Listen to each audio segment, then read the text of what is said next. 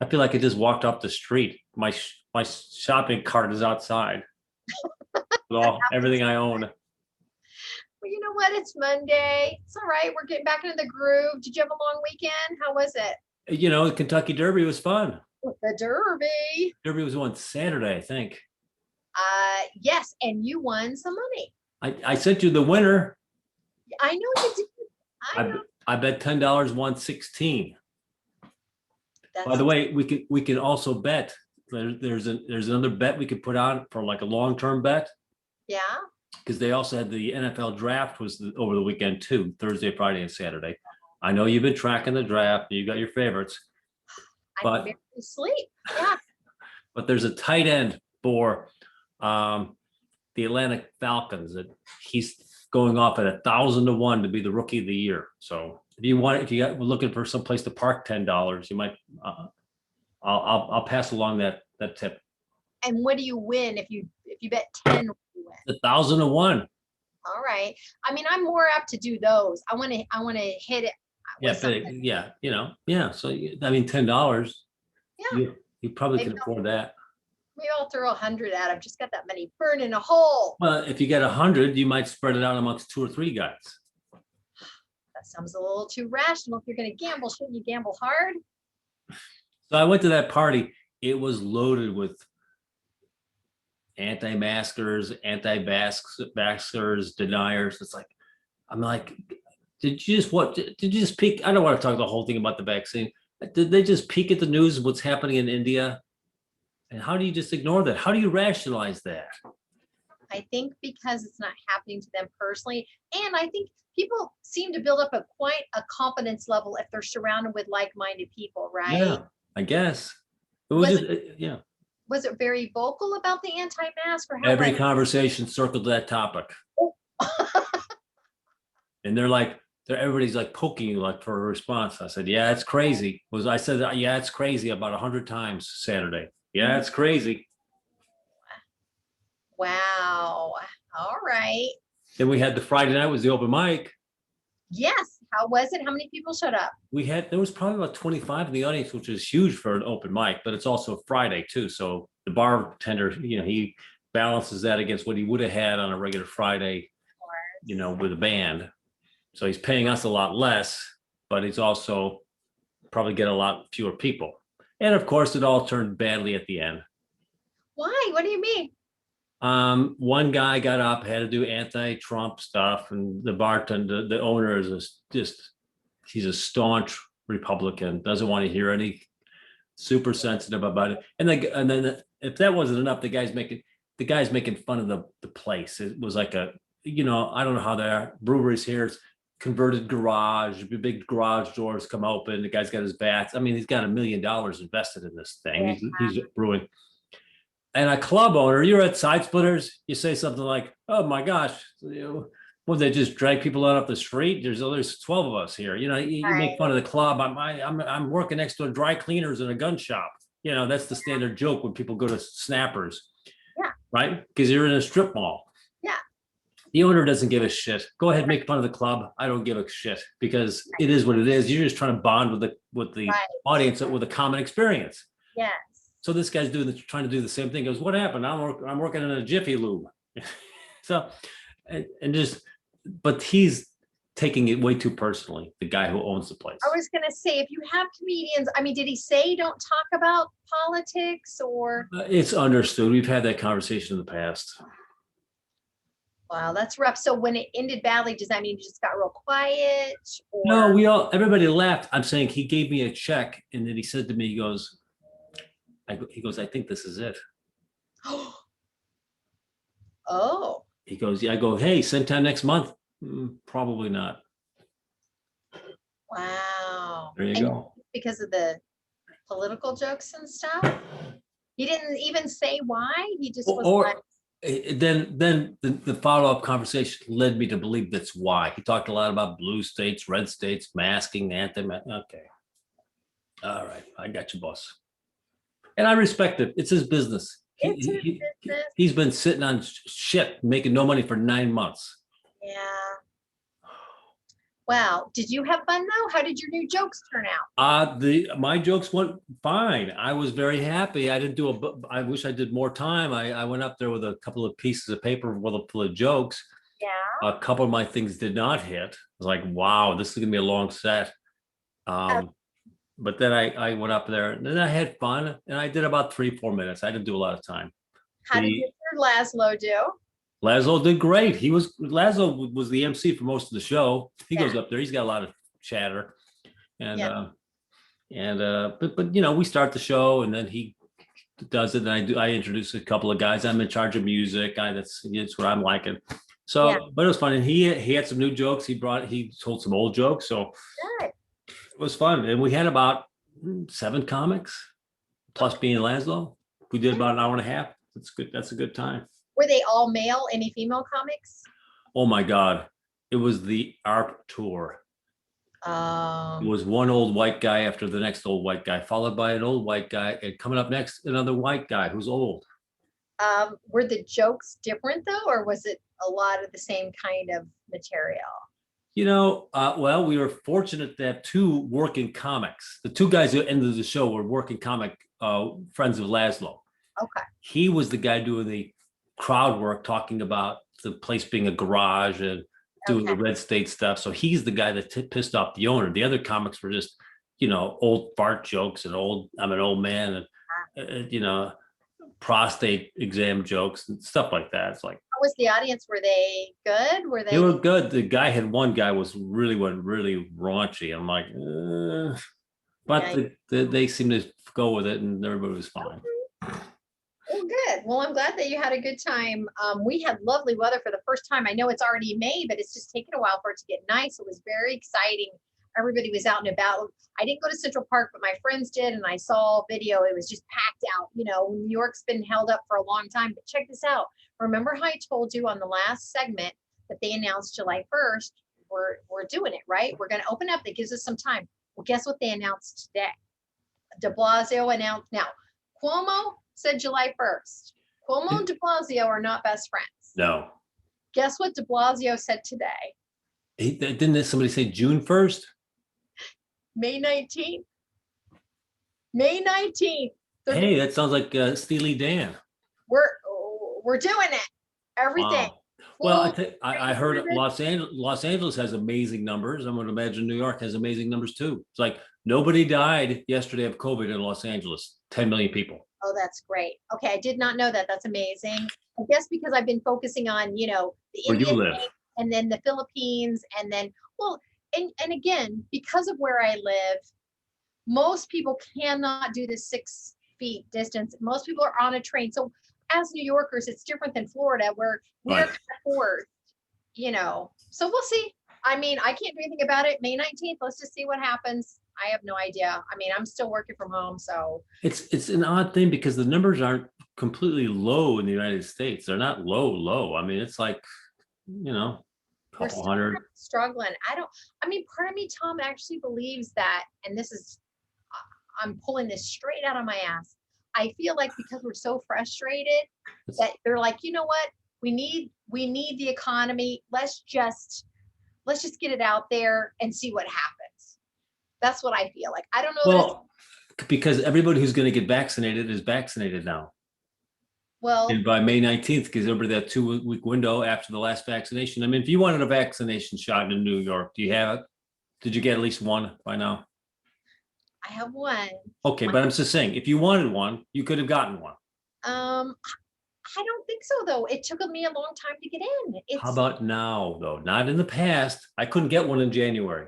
Nobody could. But now in May and April, if you wanted a shot. Yeah. So we'll see. We'll see. I have no say so in the matter, but I did want to look up. You tell me what you want to talk about. I have some really interesting topics. It started with an Instagram that I saw. I want to talk about different celebrities, what they did before they were famous. Yes, I like that.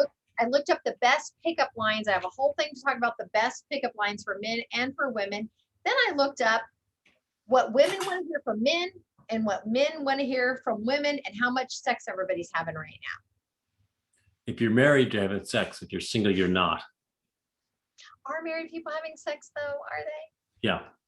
Okay. Even after being together during the pandemic? We've watched all the Netflix. We don't want to do. I don't know. What are your topics? I thought I hate to look at my phone. I would usually put them on a little cue card, but I haven't. Pray to God when you're in trouble. I had a conversation with a buddy of mine. Yes. Should I just jump in, or let me just do this one? Then we'll circle back to yours. And he's a good friend of mine. He knows my personal history, and he's very religious, and he kind of guides me to this religious topics, and I don't want to go there, but that's just me, right? Yeah. So organically, the conversation came about my feet because he was asking me, how are your feet? Because we played basketball together, and it was a hard time and blah blah blah blah. Yeah. Then he asked me about when I go, he goes, I go, there was a time there when I was ill that they're having me fill out forms, DNRs, do not resuscitate. Have you filled out a will? I'm like, what are you asking me all this stuff? Well, I'm getting better, right? They don't know. What I gotta say? Just fill it out. So, and he asks me, he goes, did you ever pray to God for help? And I'm like, I swear, I don't know. I did not. I felt it would be instant. If you're not praying on a regular basis, what kind of person prays to God at the end? It's like, how about now? If you're up there, I said, you know what? I've always been the type of person that I've lived. If I've screwed up, I'm taking the consequences, right? Why would he ask you that? What was his point? Well, his point is for me to identify that there is a God, and I should live a more Christian life. Oh. But honest to God, I did not ever pray to God for salvation and relief of my medical condition. Yeah. And that's just true. And I've always been, I may not have had every break, but if something goes bad, you got to always own it. I think that's a good way to be. Own your mistakes. Yeah. I mean, I got the tick. I walked in the field. If something bad happened, somebody's fault. Yeah. I think it's interesting because a lot of people don't really ask that question unless they're like he is. He wants to promote what he believes, right? Because most conversations aren't around what do you believe? I think a lot of people behave as if they don't want to think about that, right? Because but what do you think? What if all of a sudden something would happen to your daughter? Let's not even make it to you. See, to me, I will go ahead and I'm not going to pray to God. But if something would happen to my kids, I might try that path. Yeah. Well, how about you? Yeah. I talk to God all the time. I believe in spirits and angels. I talk to spirits and angels all the time. I believe I'm surrounded by guardian angels. So that's kind of been my thing. And when I've gone through my roughest times, I've not only prayed to God, I've yelled at God, I've cursed God because I felt, betrayed by whatever powers that be. I know, but do you feel you lead a God-directed life? I feel like I don't know what you mean by that question. Like, I don't believe people that are super Christians. I don't believe all that, right? I don't believe you have to do everything that's in the Bible because I think that's a manipulation.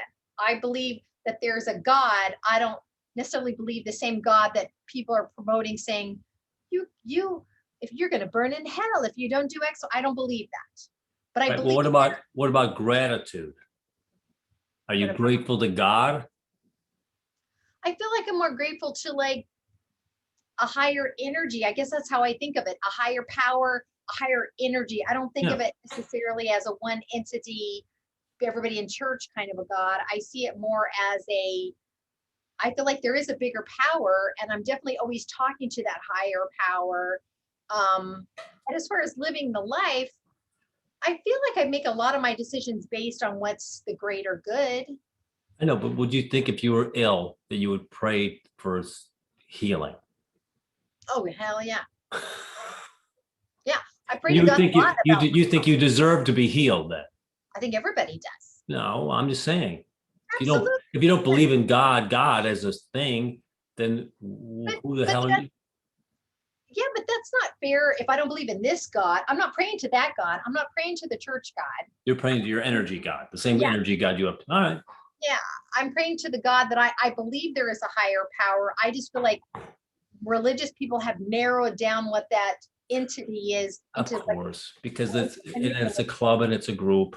yeah, and I Yeah. think that's unfortunate. I think that wrecks a lot of people because then you're really looking to preachers and It's a club, right? And now you and I are on the same page on that. yeah, yeah. Oh, what's one of your fun topics? Wait, was he satisfied with your answer? He felt I sidestepped where he wanted me to go. Well, that's okay too, though. Yeah, I mean, I was happy with my answer, and I answered him honestly. You have to. But the interesting question would have been, had one of my kids been ill, would I have broken my rule of independent, destiny? Probably not. At that point, we're doing Mexico. We're going to do Mexican seeds, and we're doing power tunnels in the Peruvian pyramids. No, I'm so as far as living your life, what do you believe? What do you think happens when this body dies? I think the more I think about it, I think I lean towards more like a reincarnation type of deal. Yeah. I'm very much a believer of reincarnation. I think that you have some sort of period of putting all your, you meet your dad and you meet your dog and you see grandma and you have something happens and you get back in line to try it all over again. Yeah, I think you're here to learn stuff. I mean, that's why, like when we had Michelle on, I very much believe that there are people that can talk to spirits and that we're here to learn stuff. And I guess that's why the church God always gets me very frustrated, because it does feel like a manipulation. Like, you've got one life. If you don't do this and live this pure life, and the man is the head of the household, if you don't do what he says, I disagree with all of that. What about napping in the afternoon? How do you feel? Where's your position on that? I love naps. I think naps are amazing. If I can fit a nap in, I definitely take naps. And then how long is that nap? It's always different. It kind of depends on, I have a tendency to exercise late at night. So if I wake up early, which unfortunately I have been doing, then, by like mid-afternoon, I'm like, why am I so tired? And I'll lay down, sometimes 30 minutes. I try not to sleep more than an hour because I feel like then I can't go to sleep at night. And then how late is the latest nap you'll take? I have no rules on the nap. I've taken naps. You'll take a nap at 7:00? Yeah. Don't start with me. I fell asleep the other day. It wasn't even 8:00 and I thought, I can't hang on. And I only slept for 30 minutes, but I just couldn't even think anymore. You know what I mean? My brain was like, goodbye. So I just let it go. Because here's the thing. I'm working from home. I have no normal life. It doesn't even, nothing No, I'm with you. matters anymore. Patrick and I have both agreed on napping. Napping is good. No guilt napping. No guilt. I love that. I hope that's the world we go back to. I am determined to not be the same person I was before the pandemic. I loved my life, but I spent a lot of focus on my company and my job. And now my focus is more on me, of like, wait a minute, you know what? What works for me? What's good for me? Like I'm 60 now.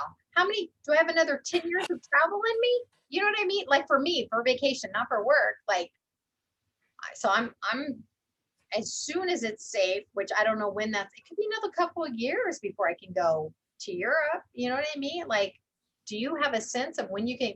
I know they're saying they're starting to loosen things, but when I feel, because if I travel, I don't want to be afraid. I don't want to be able to go to places because it's not safe. That seems like a waste of my time and energy. So I don't know. We'll see. Real briefly, I was listening to an audiobook about Sharon Stone. And we talked about this briefly, where I got very intrigued because she said that the scene she did where she spread her legs, right? So it is intrigued me because I really love reading about women in the business and women who are strong. And before I read this book, I had a certain perception. What's your perception of Sharon Stone? What little you know of her? What do you think when you hear that name, Sharon Stone? I think that she's talented. I think that she's, outside of being attractive, she's smart. I think she's athletic. And I think she's probably knows how to negotiate around shark-infested waters.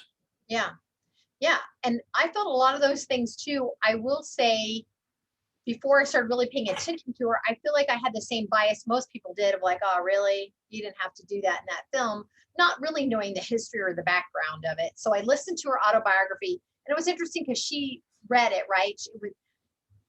I've never listened to Sharon Stone without looking at her visually. And it's interesting if you hear someone, but you don't see them. She's a very very deep voice. Sharon Stone talks like, which I don't know if she's a smoker or what, but I will say I learned a lot about her. She had a stroke. She had a brain bleed. She had a lot of bad things happen to her.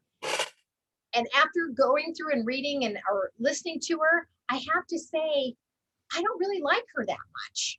Like, it really surprised me. And that's okay. She's just not my kind of people. Right. It was very interesting to learn the fight she had to fight and the stuff that was expected from her because she was like a so-called sex symbol, right? So certain things were expected. And that's got to be a terrible place to be, right? Where people just look at you for your sexuality. I do recommend it just because it's interesting to hear someone's perspective who maybe you wouldn't normally spend time with. Sure. I like to hear stories. So I do recommend it. But anyway, here's what got me started. Do you know who Brian May is? No. Lead guitarist of Queen. You mean the astrophysicist Brian May? Yes. I didn't know he was an astrophysicist. I guess I do know. I guess I do know who Brian May is. Is this common knowledge that he's an astrophysicist? Everybody knows. Hey, Pat, you know Brian May? Yeah, the astrophysicist. Yeah. That's not what he said. Is that what he said? No. Okay. I thought that was fascinating. How many points do I get for knowing that? I mean, a lot of points. How did I never hear this or it never sunk in? Have you known this for a long time? He worked on the mission with NASA when they sent a spacecraft to explore Pluto. I think it's fascinating. Clearly, if you're the lead guitarist of Queen, that's all you have to do if you don't want to do anything else. Well, and then he came up with those famous riffs, you know. Yeah. I mean, I just thought it was fascinating. So then I thought, I love those. Who were they before, right? What kind of jobs did they do before? So I looked up a bunch of people. Tell me, let's see how many you know. Before David Bowie was famous, when he was a young teenager, what do you think his job was growing up? Good gosh. Have you heard or did you hear? No, I have no idea. David Bowie. He was a delivery boy for a butcher shop. There you go. A nice, decent, right job. Now he was just a teenager. You're going to love this one. Christopher Walken. When he was 16 years old, guess what unusual career path he took at 16? Think of him. Imagine young Christopher Walken. He was a dancer for the circus. That is so close. He was a lion tamer. He worked with lions in the circus when he was 16. Hang on. Here we go. Keep going. You probably know this one because I feel like this is really well known, but I still think it's hilarious. Danny DeVito. What did he do? He was a lion in the circus. So this is kind of a well-known one. Everybody kind of talks because he talks a lot about it. He worked at a mortician's office and he would just style the hair and makeup. Really? Yes, for the corpses. And so did Whoopi Goldberg. She also had that job. I think I might have known that. Okay. I did not know that. Do you know who Rihanna is? Rihanna, the singer? The singer? Yeah, she's very, very sexual. Guess what? She worked at Bressler's 53 Flavors. She was an Army cadet. She was in the Army. You got to do something. You just can't appear on the scene. That's hardcore. The Army. That's tough, right? Okay, so what about Jim Carrey? Do you know, as a young man, what he did before he became notoriously famous? I think he worked with his dad, selling insurance, something like that. No, it's a good guess. His dad passed away at a young age, and his mom was struggling. He actually quit high school and worked as a janitor to help. That's right. I think his dad worked with that. I think he and his dad did that job together. That I don't know. It didn't say that, but he was a janitor. When Barack Obama was younger, do you want to guess what kind of job he had? You actually mentioned it, something similar earlier to one of the other people. Ice cream place? Yeah, he worked at Baskin Robbins. He scooped ice cream at Baskin Robbins. I didn't know that, and I read his story. Hugh Jackman. when this was a career path he took. What career path do you think he took before he became famous? He joined the military. He was a gym teacher. Really? I think his wife just passed. No, she's still, yeah. Oh, you know who it was? It was it was the guy from Billions. Tom Jones. His wife just passed. Oh, that I didn't know. And he was, can mind if I follow back a couple of podcasts ago, I was talking about a guy who's famously long marriage. His marriage was long, but he was a famously, he wasn't faithful. And that was Tom Jones. Married 59 yeyears and not faithful to one of them. Yeah. But he said she was the love of his life. He goes, the rest of it was just playing around. Well, it's easy to say that. That's the heartbreaker about men, because men can love you and still fuck around, and we just can't wrap our brains around that. It's like, I love you. I just want to fuck around. Okay, last one. Bob Ross, the painter, Bob Ross. Guess what career path he was on? And you guessed it for the other ones previous. Okay, so not a teacher. Military. No, he wasn't military. Military? He was an Army sergeant. Wow. That's one of those guys that takes a left turn. Right? I just think those things are so fascinating, because I think we do have a tendency to want to put someone in a box like, you're this. And we're all a lot of different things, right? We're not just one thing. Yeah, absolutely. Yeah, so I thought that was fascinating. And really what got me started was Brian May came up on Instagram and they said, what his career was and how he worked with NASA. I was like, hold on a second here. Well, what are you talking about? His thesis was about space dust. Oh. And about, if you're out in the middle of nowhere and the sun sets, you can see this trail, apparently of dust that the sun will reflect off of after the sun has set. Okay. It's very interesting. They're talking about space dust and how they calculate the space dust, and how, if you're looking through a telescope, how to navigate it and how it affects the optics of it. It's very interesting. You know what? People don't listen to podcasts. They're nuts. I mean, I listened to Alan Alda interview. Oh. What was his first name? Bob May? Bob May? Ross? Bob Ross? No, May. What's May's first name? Who's Bob May? What was May, the astrophysicist's first name? Oh, that guy. Sorry. You're right. What is it? Brian. Oh, Brian. Yeah. Well, Alan Alda interviewed Brian May, and they were just having a conversation. They were talking about astrophysicist. I love Alan Alda. Yeah, I like to listen to him. I like to listen to I was watching Alec Baldwin. I'm on a 30 Rock jag again. If you got nothing to do and you're just looking for some way to kill 7 unbelievable hours, watch 30 Rock. Finished going through and watching on the treadmill all of 30 Rock. I laughed out loud every single episode. The writing is so sharp, so unbelievably sharp. I was watching my favorite. What's your favorite episode? Do you have a favorite? I've got one. I know that I have a favorite one. Nothing stands out right now. Fighting Irish with Nathan Lane. I feel like every episode, I never watch one and go, that was so. They're all like, wow. They're 8s and plus. 8s or plus. So good, and how they are portrayed. I love everything about it. Yeah. Really, really good show. Yeah. The Fighting Irish is my favorite because I'm Irish, so I could also relate a little bit on some of the inside jokes. Yeah, no, that's true. And Nathan Lane's very talented as well. Yeah. Oh, he was great there. And it's subtle. He ends up at the YMCA. The theme is he's at the YMCA. He's down on his luck, and his brother's trying to help him out. He's scooping dog food into a dish for the dog, and he takes the last food and he starts eating it himself.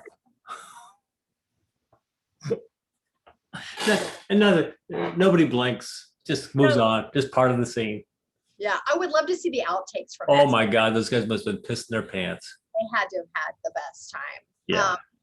Well, while I was looking this stuff up, I looked up the best pickup line. So while I'm talking, pick up your phone and just put that in, best pickup lines, because here's what I learned along the way. Yes, ma'am. When I was looking, they all seem silly and basic, so I kept digging through, and then there's like, serious pickup lines, raunchy pickup lines. Open one of them and just tell me one of the pickup lines, and I'll tell you what I found about these pickup lines, because I think We can have a money making. For Tinder or for everything? Anything that you want to open, because they were all very similar to each other, which is what I found very shocking. The one that I saw a while back was, if COVID doesn't take you out, can I? Yeah. Yes. There is just a lot of that kind of thing where over and over, all of them were the same. And honestly, Tom, none of them were that good. Would you ever say that in a way, in a sincere way, to try to, I can see you doing it as a fun As a joke, of course. I'm writing an article on the finer things in life. I was hoping I could interview you. They're all like that, Tom. All of them are like that. No matter which side I went to, they were all sad. Do you want to hear a joke about ghosts? That's the spirit. Yes, I saw that one too. Come on. I think we could make some money. We could write such better. Are you kidding me? Are you kidding me? Here's Is that your nose, or are you eating a banana? Yeah, that always works. That's one of the top ones. But so I got so frustrated searching that, I thought, all right, let me go to the other side of this. What do people really want to hear? Because as much as you can try to be clever and throw out the one letter, in real life, what do you want to hear? So I'm going to start with what men want to hear first. Okay. And I want to get your opinion on if you agree with this or not. All right. Okay. The serious stuff. This is under what do men really want to hear from women? Okay. Okay. The first phrase is, whether you're dating, in a relationship, it doesn't matter. This is what a man would like to hear from a woman.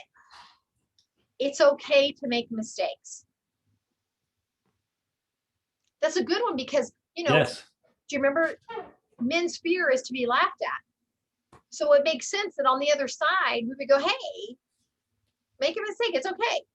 The second one is, I believe in you and I know you can do it. Wow, that's great. Does not get any better than that. Who doesn't want to hear that? Yeah, I agree with that. Okay, the next one is, hey, thanks for making an effort. Thank you. Yeah, that's acceptable. That's not asking too much for someone to say that. Thanks for making an effort. My sock monkey got very disturbed by that. Yeah. Right. Here's another one that men like to hear from women. The quote is, we don't have to talk about it now if you don't want to. This is what men would like to hear from women. If we don't have to talk about it now. It's funny. My second wife, we've never had conversations. We never had those. We're gonna have to talk about zero, never once. But I remember my first serious girlfriend. It was, we got to talk about this now, and we'll talk about this, and we're gonna. It's like, oh, it used to be just so draining to hear that we're gonna talk about something. Yeah, so men want to hear women say, we don't have to if you don't want to. It's like, whew, thank you. Thank you for taking that off my plate. And then this was at the end of the list, which I thought this would be at the beginning. Do you want to guess another thing that men want to hear from women? Something I think I'm surprised. Why wasn't this at the top? Wow, it could be 1,000 things.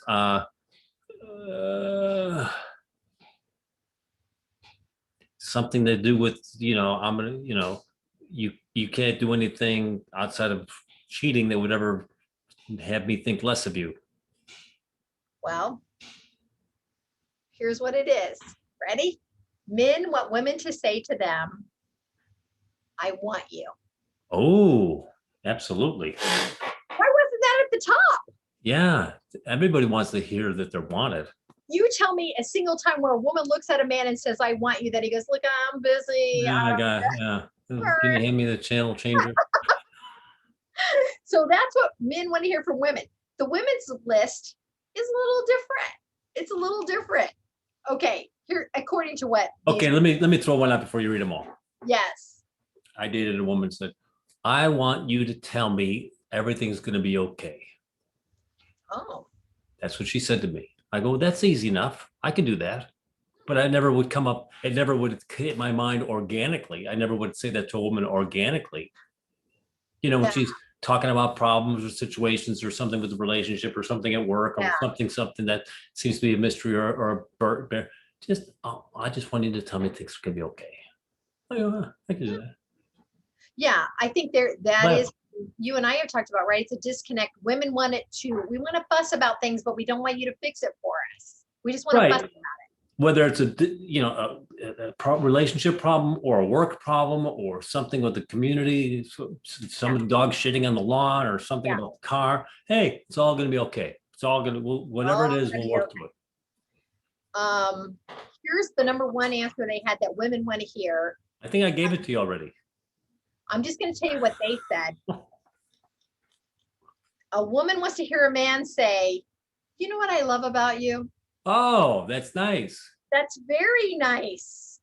You tell me if things aren't feeling right. And if a man says that to a woman, I'm telling you right now, that's going to soften her up. We like that. It's funny. I said that to somebody one time, and I didn't say love. I said like, or appreciate or whatever it was. It wasn't love because it wasn't a loving situation, but yeah. But I'm fearful because I had a conversation with a woman one time when I told her about things that I loved about it, and it flipped the relationship. She's like, "Hey, you can't count on me being easygoing about everything from now on."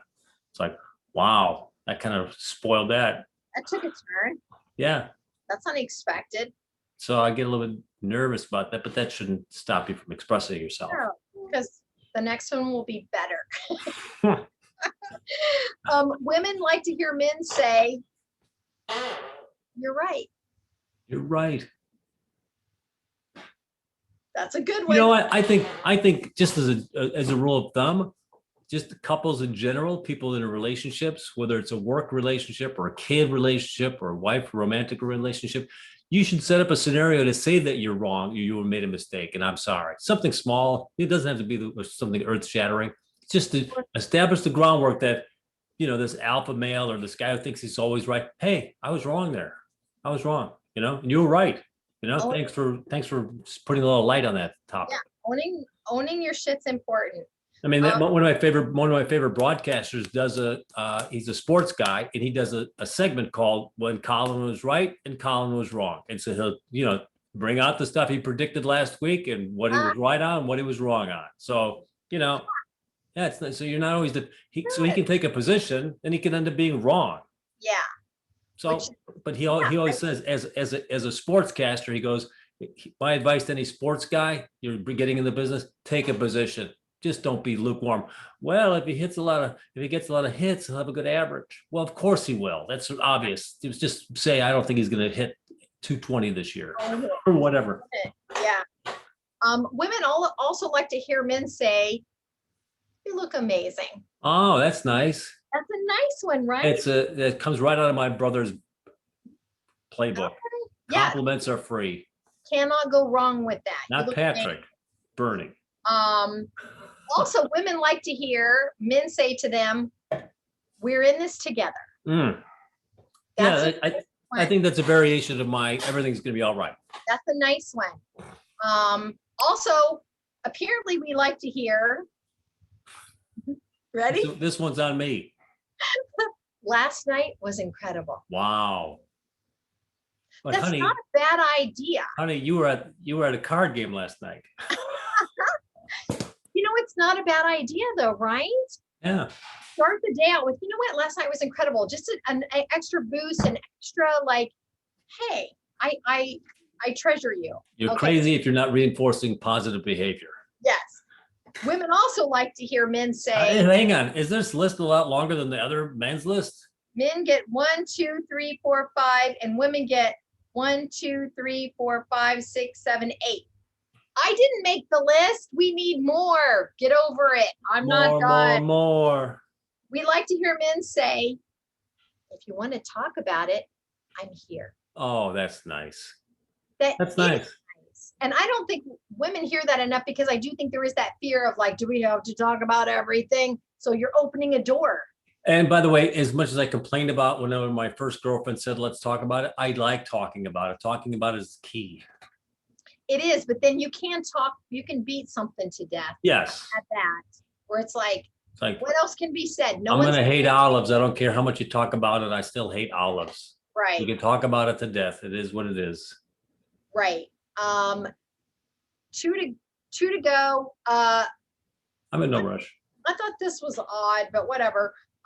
women apparently like men to ask them, what's the most meaningful experience you've ever had? I guess because it elicits a conversation. I don't. And then she talked about sex with her third boyfriend and his buddy. Talking about meaningful, and you're gonna like the last one. Apparently, women like men to say, "No, you do not look fat in that." What if she does? Here's the thing. I don't think I've ever asked that question because it's an unfair situation to put everybody in. I know what I look like. I don't need some guy telling me. I know if I look fat in something. Well, I agree with you 100%. But if there are women that have like worried about this earlobe is bigger than this earlobe or something that nobody ever is going to notice. And it's like positively reinforcing that you look great. And that's very flattering, or, That if really insecure, to give them a compliment. But to ask someone if you look fat is, because it's one of two ways. Do you want them to be honest? Because what if you do? There's no good way to say, yeah, you know what? Yeah, you look fat. Now where are we going to go? Nowhere good. Yeah. You're not going to go anywhere good. So I thought that was interesting because men and women do want to hear different things, but at the end of the day, we both just want to feel like we're taken care of, right? Of course. Like we've got someone there for us. You got your back, positive reinforcement, win, win, win. Yeah. So it's all really good. So I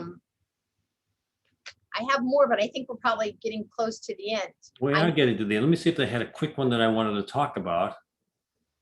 Oh, Patrick and I had a little discussion about we were in a social situation where I said, are we going to put the thing on the big screen? Allow me not to be too specific. And the man of the house said, oh, I've got to ask my wife if it's time to put the thing on the big screen. I'm like, it's your house. Well, did they have a previous agreement and that's why? I don't know. And you know what? That's what Patrick said. Maybe they said this is her gig and the thing will go on the big screen when she thinks it's time for the thing to go on the big screen. I mean, it's one of two things, right? Either they had a previous agreement or he's terrified of her and he thought it's easier to let her say what's what so he doesn't have to deal with the fallout, right? That doesn't sound fun. I don't think I would like that, but I don't know. I mean, would you want your husband to have that? If somebody says, hey, can we put the game on? Let me go ask my wife. I mean, I feel like he's an adult man. Right. Would you want that much control over your husband? Oh God, no. No. I mean, here's how I am. One of my last, not the very last one, but one of my last relationships, the guy actually had the nerve to say to me, you never rein me in. You never. Yeah, no shit. I'm not your mom. Yeah. You're a grown up. Why would I rein you in? That's the most ridiculous thing I've ever heard of my life. And I remember second guess myself.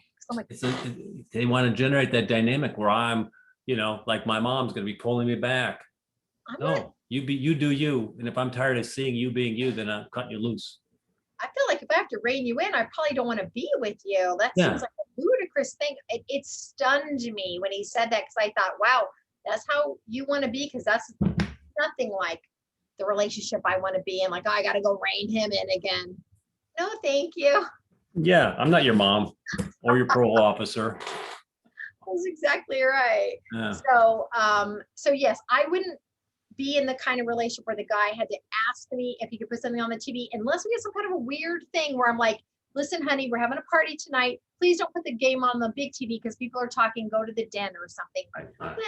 Then I get it. Unless he was a jerk about it and we're having the party, we had the agreement, and then he asked me in front of everybody to make me look like a bitch. Right. Hey. Right. That wasn't the situation. Right. Yeah. Was it the derby party? No. Oh, okay. Yeah. All right. Well, let's save some topics for next time. I'm locked and loaded. I got 6 more things. Right. Yeah. I've got stuff about how much sex everybody's having right now during the pandemic. Polyamory.